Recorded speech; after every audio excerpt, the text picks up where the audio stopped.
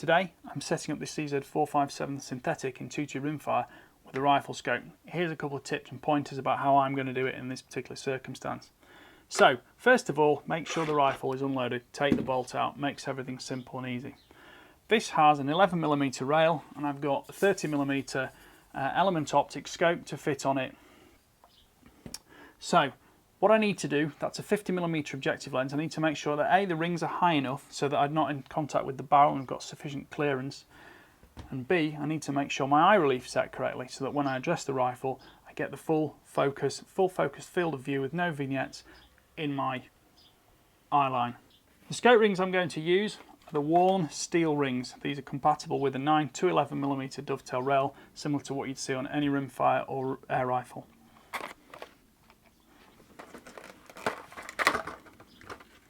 So the first thing we've got to do is take the top off the rings once we've got them out of the packet. Being careful not to lose any of the T15 Torx screws used to put them together. So I'll do that over one of the little pockets in the gun vise so that nothing can drop away. And then I'll put those on the rifle in the approximate position, just nipped in place, roughly where I think I'm going to need them.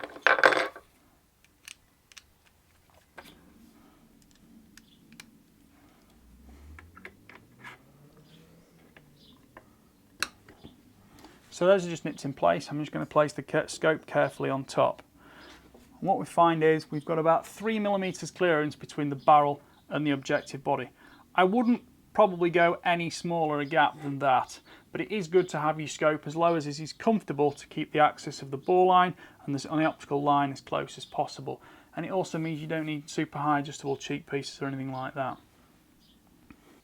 Now, because the tops of these rings actually go over centre and have to spring apart slightly when they go over the tube, if they're not going to go easily, it can help just to slide a piece of paper under each side. But these worn rings have got very cleverly chamfered internal corners on them, so you can click them down and they won't damage the scope tube. So I'm just going to align those back with the rings now, and I'll start fastening things back together.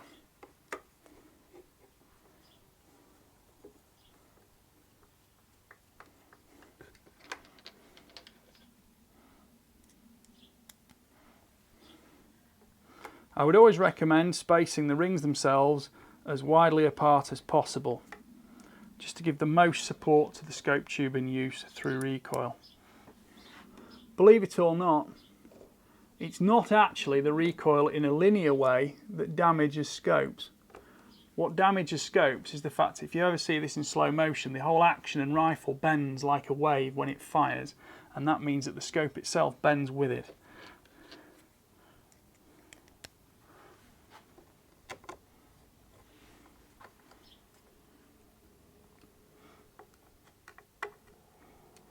I'm working slightly above myself here just to make it easier to film. So you can see we're on there, and we've got clearance at the front and clearance at the back end here as well, but the eye relief and position of the rings isn't probably optimum. So I'm just going to address the rifle now and have a look through the scope.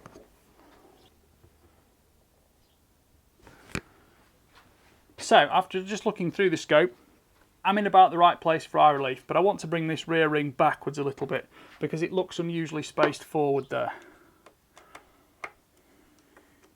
So making sure it's slackened off.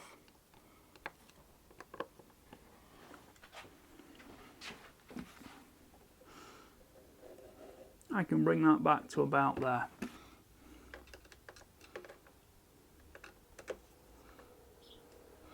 Now, this Wheeler torque wrench is set at 2 Newton meters. And it should bleep when it's correctly tensioned, as you could hear there. And now my scope's in position. It's approximately in correct linear position, but I need to set the vertical of the reticle.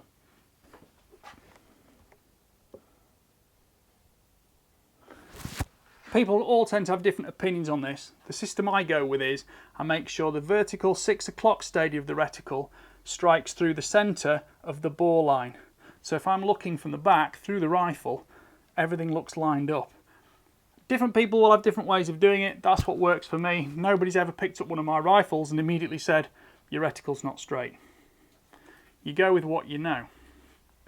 Little tip now, if you turn the magnification up to maximum, which reduces the exit pupil to its smallest level, and then stand back from the rifle and lower yourself down, you can actually see a very small dot of light aligned in the centre of this tube, and it's a lot easier to do with a human eye, which wants to naturally line things up. You then line that up with the reticle poking through it and then the bore below it, and believe you me, when you actually come back to the rifle, every time it will look as straight as a die.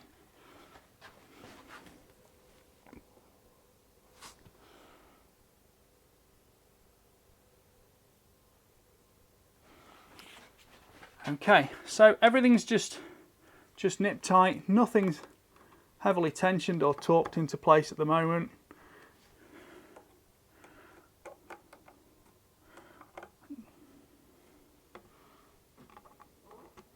I'm just working on opposing sides of each ring, nipping them in place with just my fingertips on the Torx key,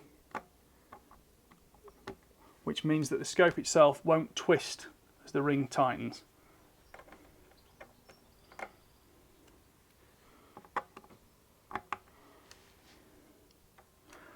Quality scope mounts don't need to be super tight, but most of them will actually have a torque setting specified.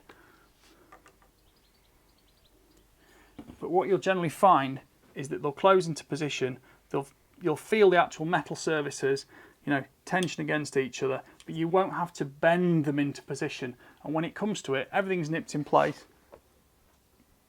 You're happy with the alignment, all you have to do, take your torque wrench and very gently continue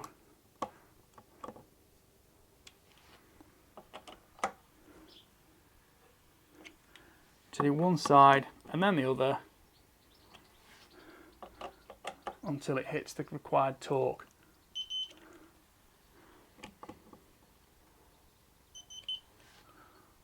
As you heard there.